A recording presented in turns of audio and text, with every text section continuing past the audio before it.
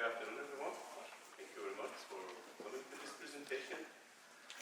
My name is Kava Madian from company Venus. I arrived from Belgium a few days ago, and in this almost 1 hour presentation, I am going to give a brief report of a concept which I was developing during my PhD at the University of Dublin, which is called object-oriented lighting, which is enhanced recently using AI. So, I will speak in 3 major parts. First is the context. I will go a little bit through the introduction. Maybe some of you are familiar, some of you may be new with the fundamentals of light, color, and vision. And since one of the major applications of this concept is in high-end retail lighting, I will go a brief review of how lighting can influence a retail setup. Then I will express the steps we followed in order to come to this solution, the theory behind it, the visual experiments that we did, the software and the hardware which was developed, and then the last part is the application, which is mainly for retail lighting and museum lighting. And of course, the last part is conclusions of this presentation and some ideas about the future. Speaking of context, you may have noticed in some supermarkets today that if you enter to that supermarket, you may see some reddish light in the meat segment, some yellowish light on the bread and cheese. This is at least a common scenario, especially in many supermarkets in Europe, where they use different lights for different objects, and it's mostly to make them more appealing, more attractive for the visitors of the store.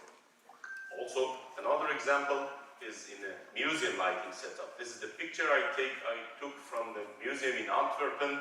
As you know, that part of the world has a rich history of oil painting. The Flandern art has a rich history of that, and there are a lot of museums in this regard. And you see that in this, as a sensitive eye of a lighting designer can immediately notice that, well, there is one more yellowish light, or as we call it, more warm light on the painting, and just exactly the same painting next to it has a cooler light. So this gives a signal that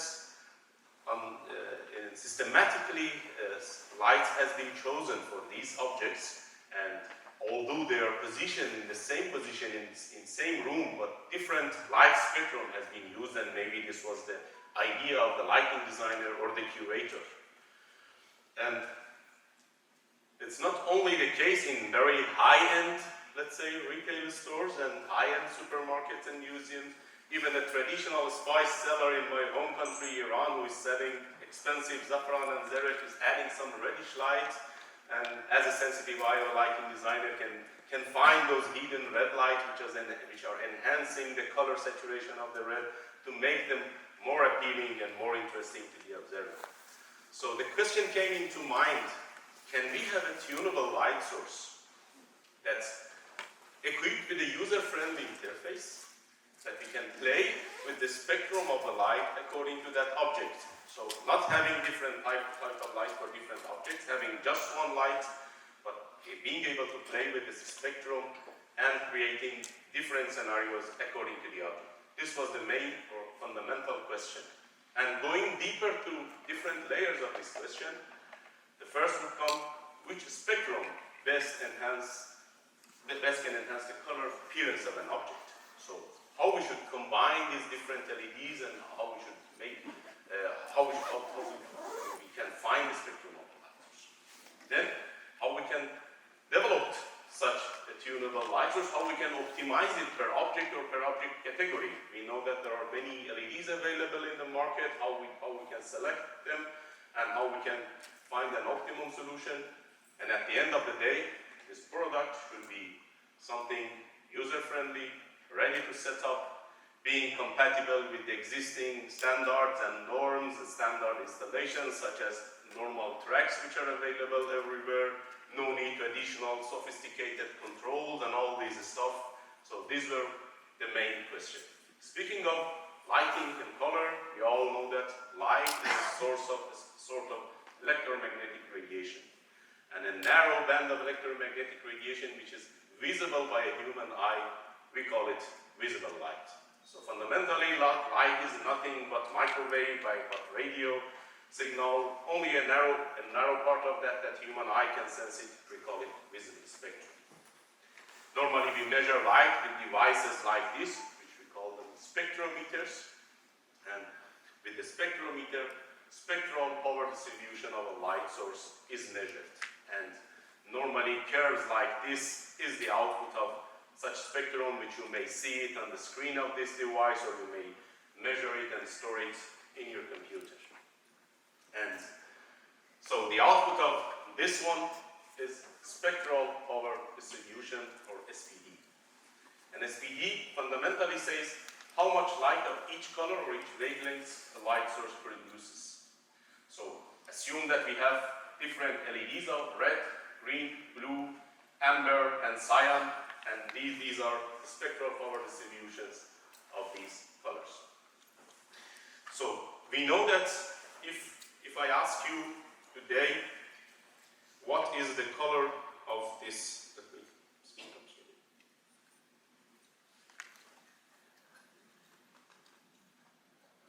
To know the objects or name the colors, we have certain names. If I ask you what is the color of this light, you would say probably red, as far as everybody has normal color vision. This one you would call it green, and this one you would call it blue.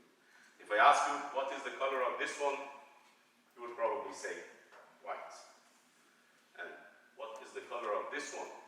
This is still white, but these two white are different.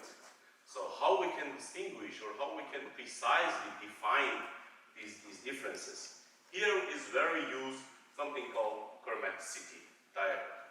And the chromaticity diagram, if I want to explain it in a very simple way, we convert those SPDs or those spectral power distributions into an XY coordinate.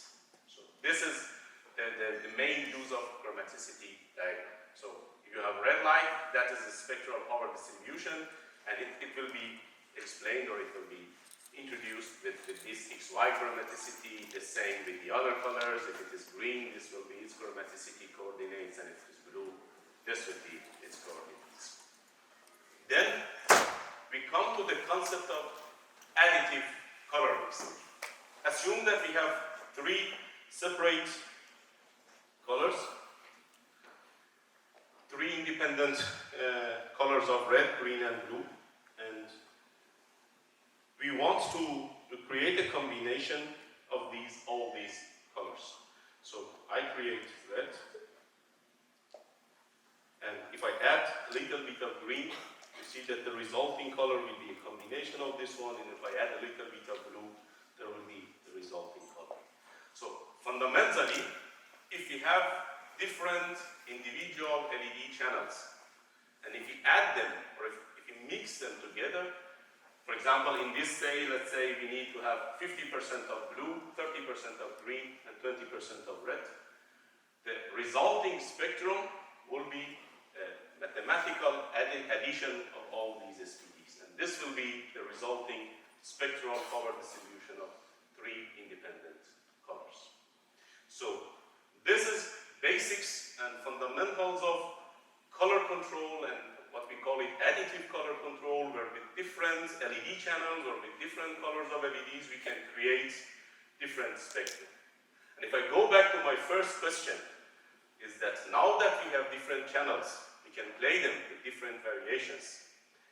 What will be the target spectrum, or how we should add them at different proportions to reach the target or final resulting spectrum?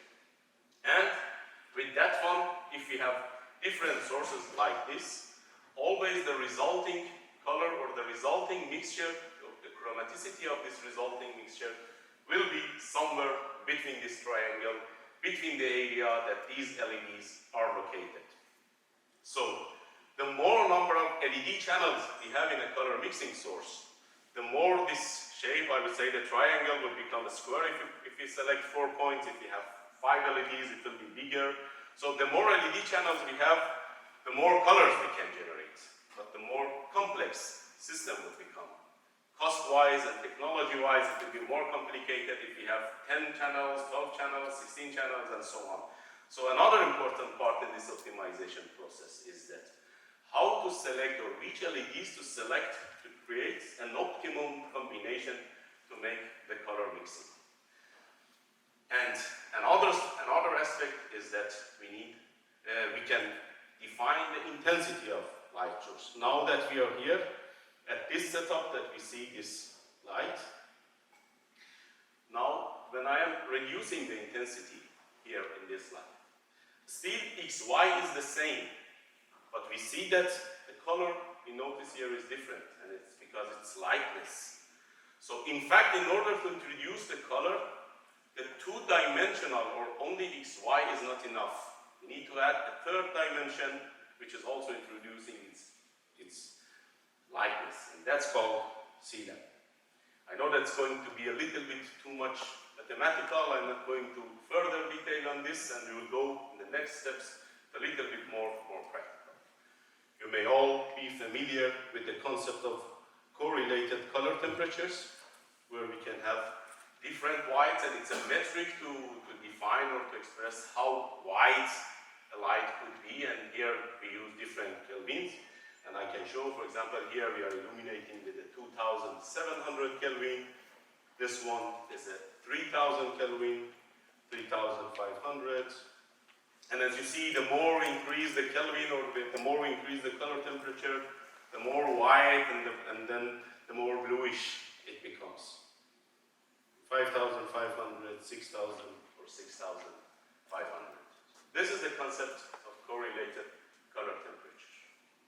And almost the last technical part related to this fundamental is a concept which is called metamerism. And metamerism is that when you have a multi-channel light source, or you have a combination of different LEDs, you can have so many spectra all sharing the same chromaticity coordinates. So I can have so many 3000 Kelvin lights if I have 6-channel LED or 4-channel LED. The same goes to the other color temperatures as well. So we use this concept later on in the visual experiments to find our key question. What is the right spectrum, or what is the optimum spectrum to illuminate a tomato, to illuminate a red meat, or to illuminate a 14th century oil painting in a museum? What we do, we create all the metamers of the same correlated color temperature. So from all those metamers, we try to select the optimum one. This is the key procedure. That's it. So we know that when speaking of color, it's not the fundamental characteristics of an object. Color, we see the color, basically it's due to the light. In the most exaggerated, you can see if I put only red light on this object here, you'll lose a lot of colors, and if I put the green one and the blue one, you see how totally it can change the appearance of the object. So basically we see an object because of the reflected light from that object. So color fundamentally is due to the interaction of light itself, or spectrum of the light, or SPD of the light, spectral power distribution, these are all the same thing. It's due to the spectrum of the light source and the spectral reflectance of an object. Each object has a curve like this, which is called spectral reflectance factor. For example, a yellow banana does not reflect anything somewhere around below 500 nanometers, but reflects a lot more than 500.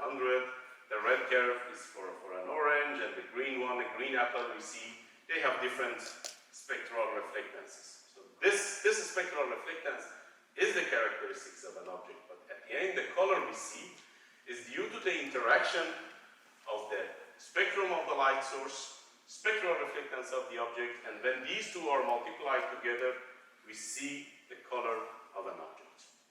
So again, when we have a reflected spectrum with the same fundamental as I explained in the beginning, we can convert this reflected SPD into an XY chromaticity. So not only we have XY for a light source itself, but if I illuminate this painting and the light is reflected from that one, I can measure the reflected spectrum, and the reflected spectrum can be converted again to XY. This is how color is measured or light color is measured. And based on this, we can create different object gamuts. So, and like I said, light source is the key and fundamental part of perceiving the color. You may have noticed in your daily life that you go and buy some object in a shop and bring it at your home and you see it different. The clothes you select there, or maybe you go with your hairstylist and the color you see over there is different than what you were expecting and so on. These are all because of different color rendition properties of the light source. And that by definition is the effect of the SPD or spectral power distribution of the light source on the color appearance of the objects, which we call it color rendition. And as you may know, IDS has introduced the Illuminating Engineering Society of North America as recently, or from 2015, fundamentally has introduced some new metrics for color rendition. One of them is color fidelity. And this is the overall similarity in the appearance of color of test and the reference condition. What does it mean in a simple terms? Let's say, if I am illuminating this one, and I call it as a test light source, we take a reference light source, we illuminate this object with a reference light source, and measure the XY of those colors, or those reflected colors.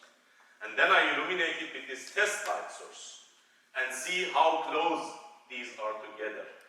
If the color that we see from this object, or if the color we see from this painting or the test object is very similar to what we see from the reference, this means that that light source has very high fidelity.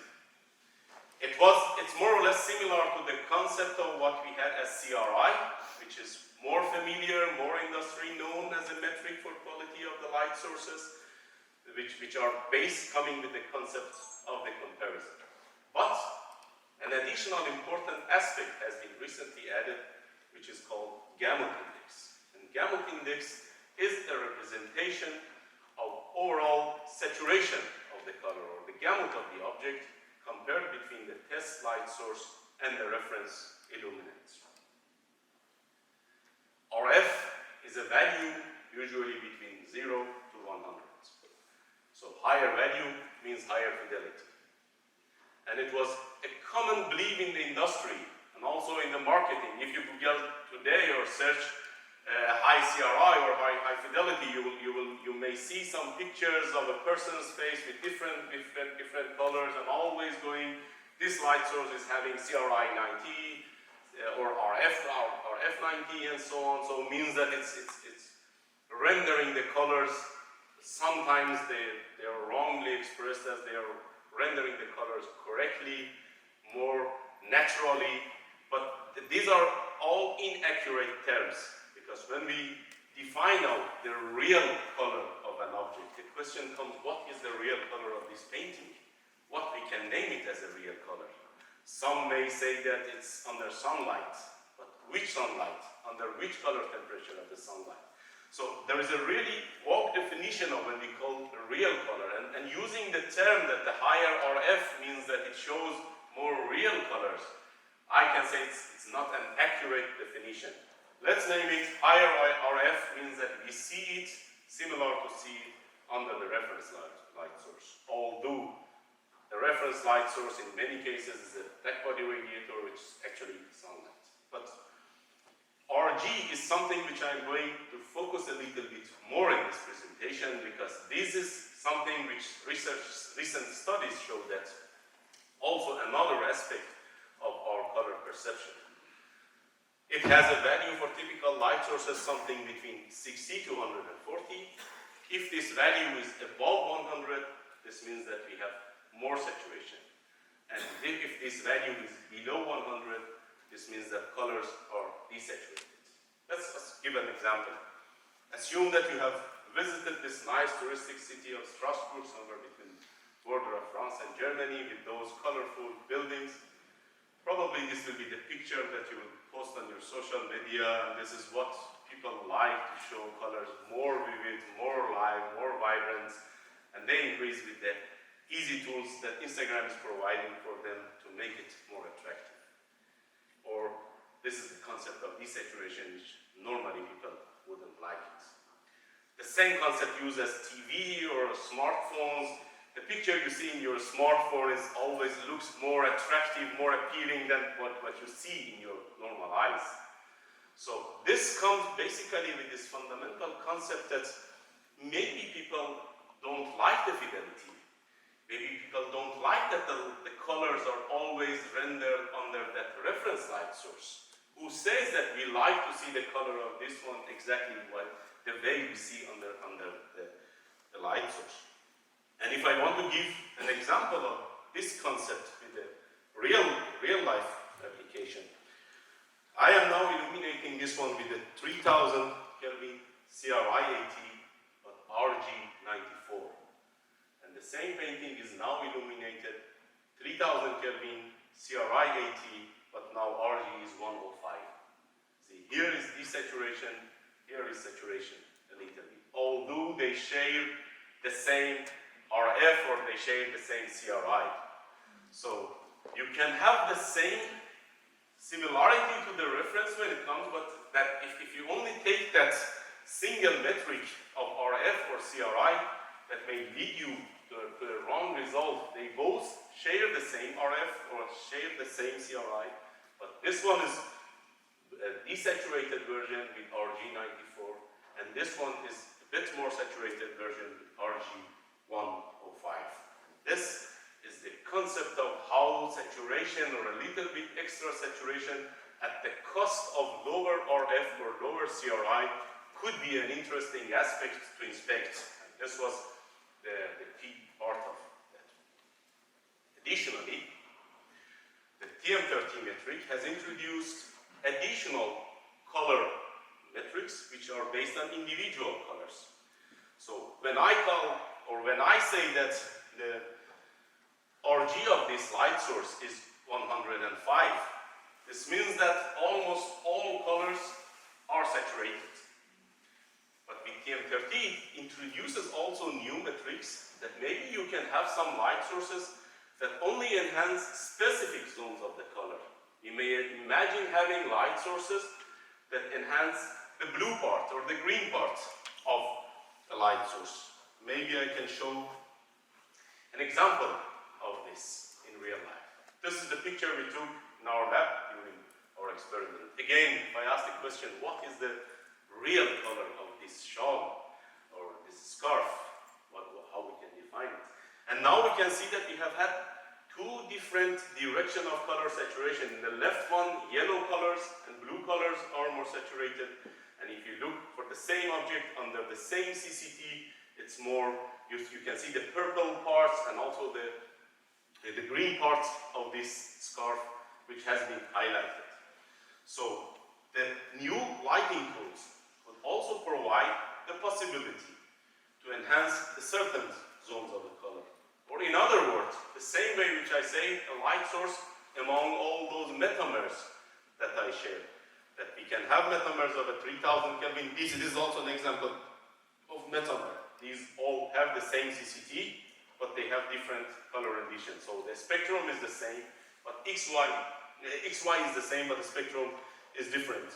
And in this object, I can appear it more yellow-blue or make it more red-green.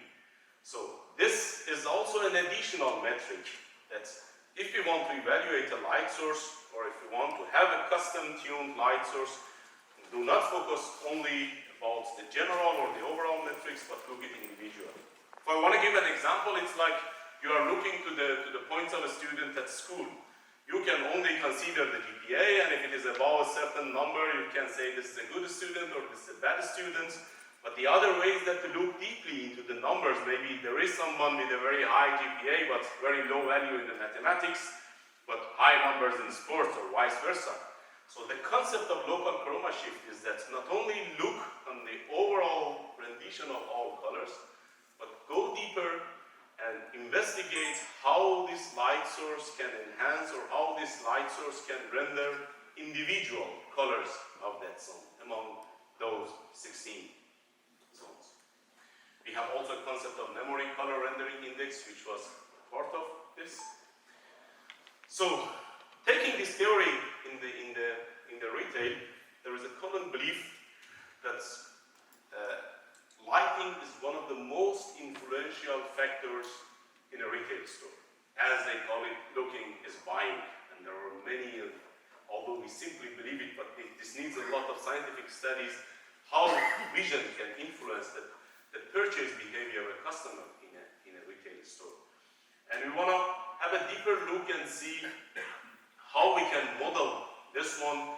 And in this case, we have investigated a SOR framework, which has been introduced by Dr. Mehrabian and Russell in many years. It's a model to represent the people's behavior in an environment from environmental psychology concept.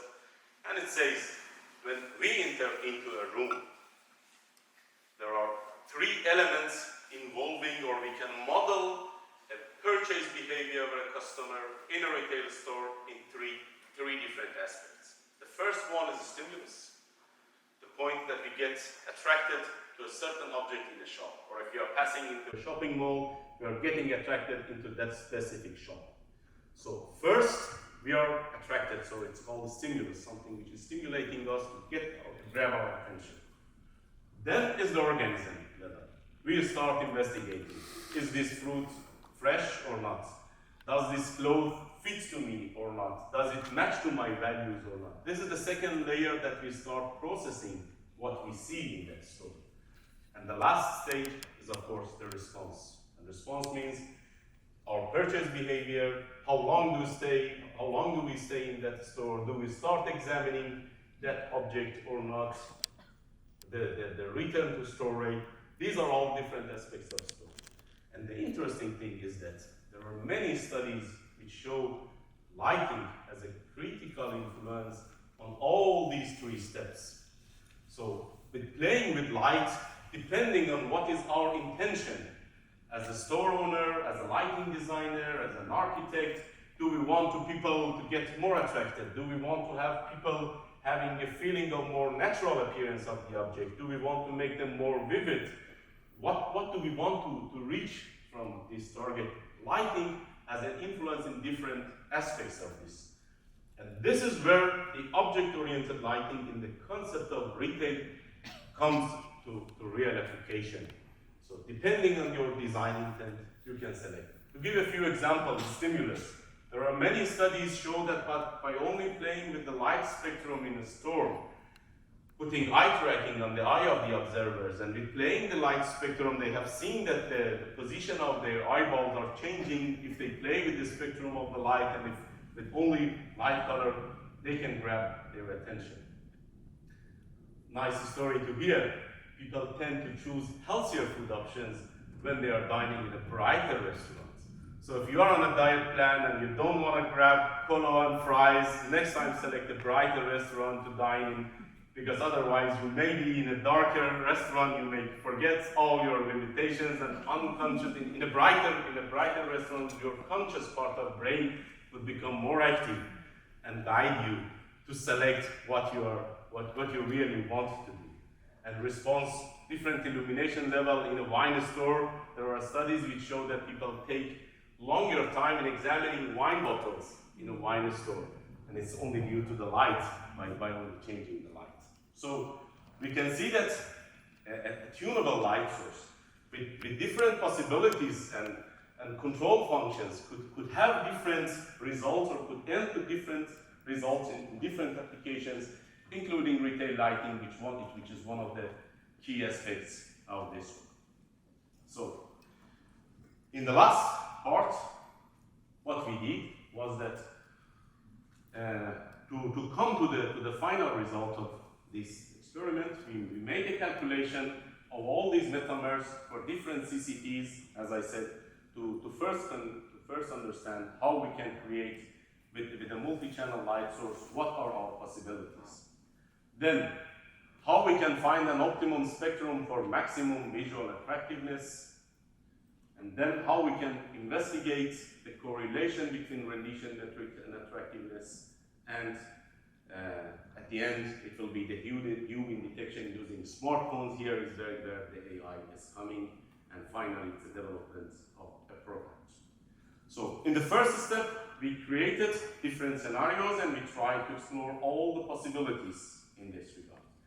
Considering with many channels what will be the gamut of different objects, I'm not going through all these technical details about this one, and visualizing the metamers and gamut of each object, of what are the possible solutions, what are the typical values of this light source. This is too much technical, I'm not going to do. The interesting part that we did a lot of psychophysical experiments where objects were presented to real observers in different lighting conditions for a large, diverse set of different objects in different light settings, starting in a room, presenting them in an object like this, inside the box like this, under different color, under different CCTs, a variety of foods from packaged foods to fresh fruits and vegetables, and also even in some real retail light experiment,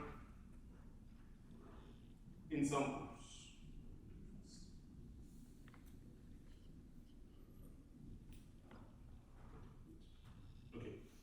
many objects like this with fresh fruits.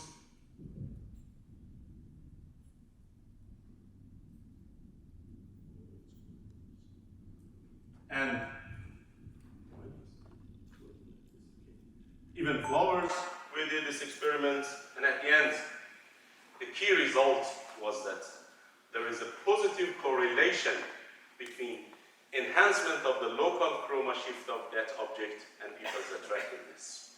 So in this large set of psychophysical experiments during several years with so many observers of different generations, different locations, with different cultural backgrounds, we presented many objects under different light settings and asking them under which light this tomato looks more attractive to you, under which light this banana looks more attractive to you, with different so-called pair comparison experiments, with statistical analysis, scientific analysis, and the result was there is a positive correlation or strong correlation between enhancing the local chroma saturation of that object, or in a more simple form, the work that we have seen it, we have now a scientific evidence for this, that increasing the color of that object by itself could enhance its visual attractiveness. Okay. This is what that gentleman in that traditional bazaar was doing. What is our addition to this one? The key point is that we have selected all these among the metamers of white. We were not changing the white. We were not putting red light on the object to make it more red. We were selecting from the metamers of a 3000 Kelvin white light. They were all sharing the white, and they were enhancing the chromaticity of that color. So we noticed, as I said, that the hue beam, or increasing the color saturation of that specific hue, would enhance the color characteristics, or would enhance the attractiveness or perception of attractiveness of that specific object. The next step would be how we can detect what is the hue beam of this object. And here is where the AI concept comes as a help. We have developed a system with the multi-layer perception concept, which is a fundamental below layer of AR that a user or a naive user can take a picture using ordinary smartphones, and due to some image processing and the training behind, the hue beam of that specific object can be detected. So assume that you have a green object like this, and you can capture an image with your smartphone, and it can say that this belongs with 96% probability to this UV number, or another one belongs to, let's say, UV number 6 or 7 or whatever. And then you can generate spectrum with this light source, which is enhancing that specific zone of the color. And where all these stories end to, this has end to development of a product which we have called it Groza Maxi, which is a 6-channel light source with a Bluetooth control. As you can see, I'm controlling it with my iPad or with a smartphone, and it can tune the spectrum of the light. It has a sophisticated custom-developed LED module with a very compact and dense settings of LEDs, a custom design driver which can control or adjust the intensity of each LED channel at a very precise rate of 10 bit or 1024 steps. So very, very precise.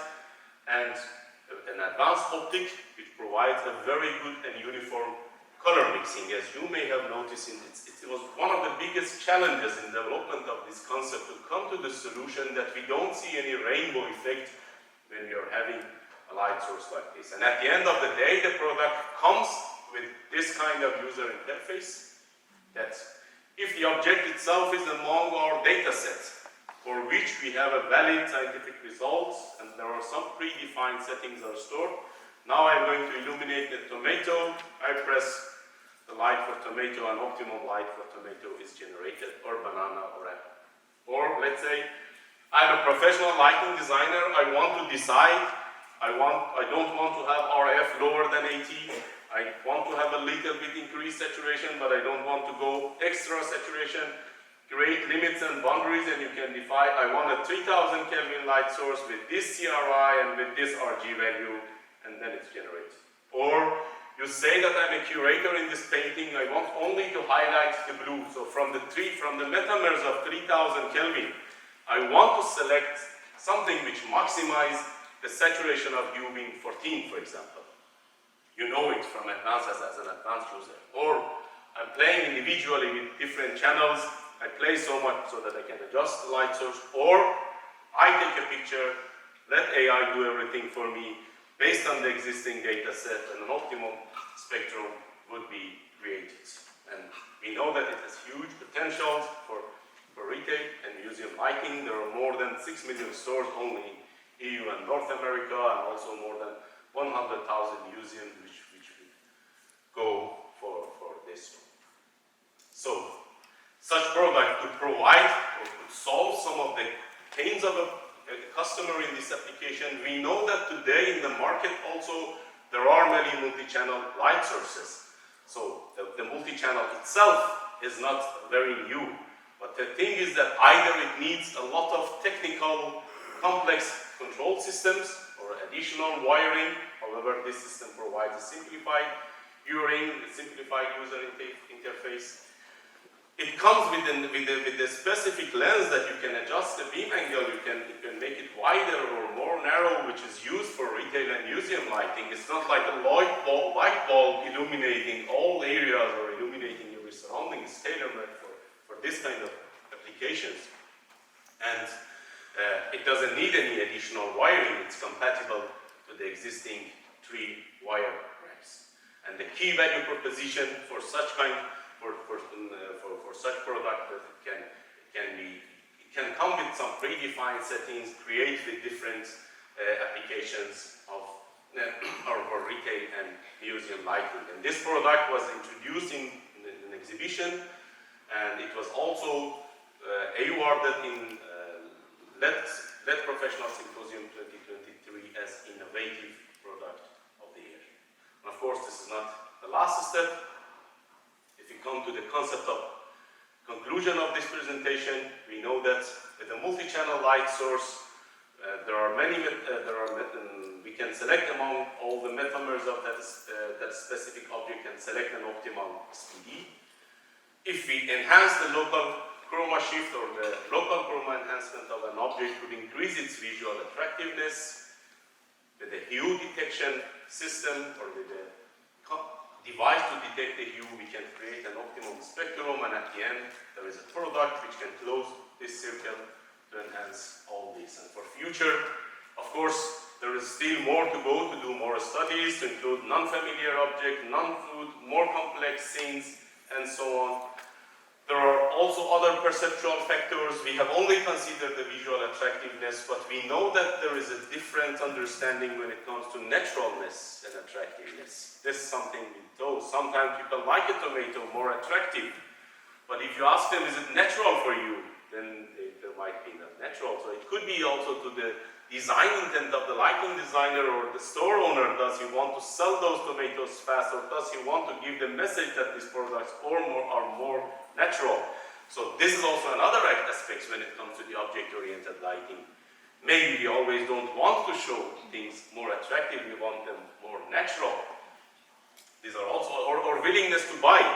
In our experiments when we were doing with banana, we noticed that there is a wide gap between the people perception about banana. Some say that if a banana is more yellowish, we like it, because it's more ready to eat. And some ladies say that I like it more greenish, because I can keep them more in my store. So this is another aspect, so that maybe when it goes to the layer of organism layer of the people's understanding, maybe they make a different judgment. Other lighting conditions, we know that in some applications, chromaticity below black body is also something that in some applications it has been suggested to be investigated.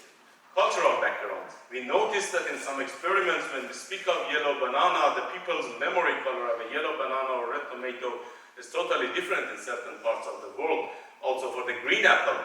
So that could be also an issue to be investigated. There are of course about other technological aspects to investigate and other applications, especially in more museum lighting, medical lighting, and agricultural applications. The same hardware and the same software can be used in order to, let's say, raise a tomato. There are studies which show that just playing with the spectrum, we can change the saltiness of a tomato. The aroma of the basil can change with the spectrum of the light source. So now, if just by changing the design intent, we can play with the spectrum of the light. Instead of making the basilicum appear more attractive, we can make it more aromatic.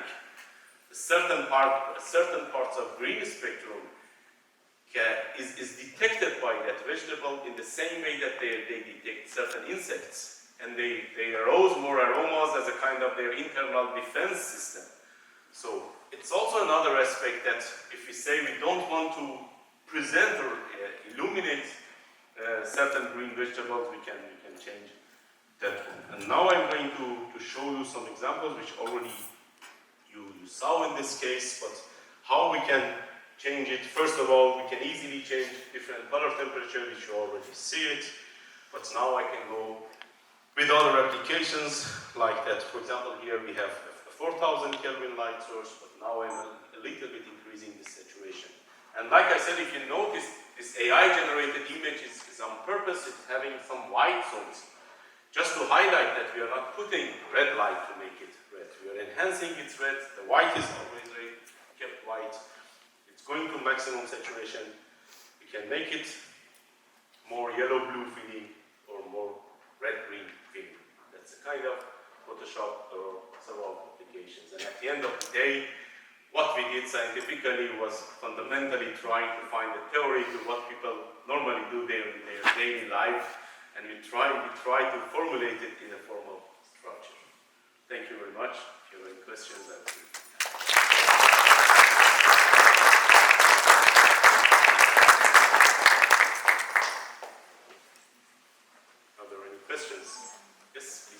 How commercially viable it is with respect to price point?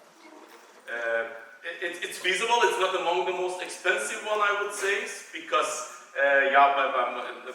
the European price, if you're asking for the pricing, the European price for this one is around about 500 to 600 euros.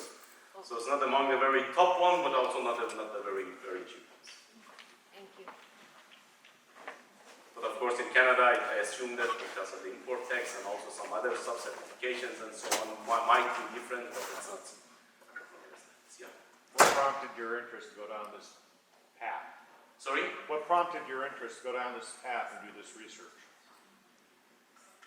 Well, good question. Sometimes when you start, I started my first phase of research about the chromatic adaptation. So I spent like 2 years and did some research on how we as human beings would perceive the color, on how we adjust our color perception, how our eye sensitivity can change. This is called chromatic adaptation. So if I give an example of this, because it's also a very nice story. We may have experienced, or we all are familiar with dark to bright adoption. When we enter in a bright day into a building, you will see that in the first couple of seconds we see the room more dark, and it takes a while until we get adapted to that scene. This is a kind of adaptation process in our eye. because when we are in a too bright environment, the sensitivity of the eye cells reduce to protect themselves, and when we enter to the room, because of the low sensitivity, we see the room dark, and it takes a while until they adjust. We have a similar concept with the chromatic adaptation. If you are in a room fully with red lights, fundamentally the sensitivity of your red cells in your eye will be reduced, and you will see the colors tilted until you get adapted to black. This is kind of a key fundamental capability of human eye, and then it is used in many applications such as printers, monitors, and so on. So this was my starting point to the world of lighting and understanding how light can change the way we see the colors.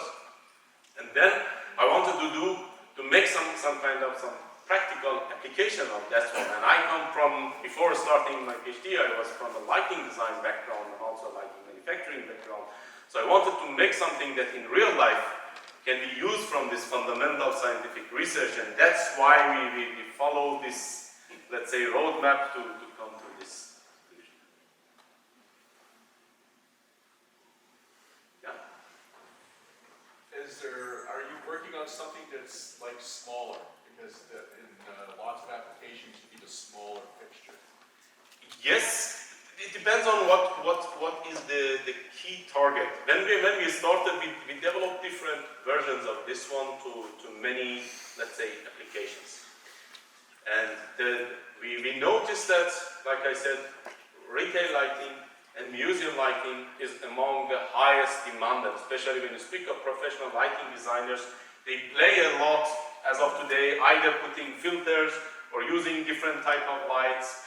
So coming to the concept of track lighting was a key request by them.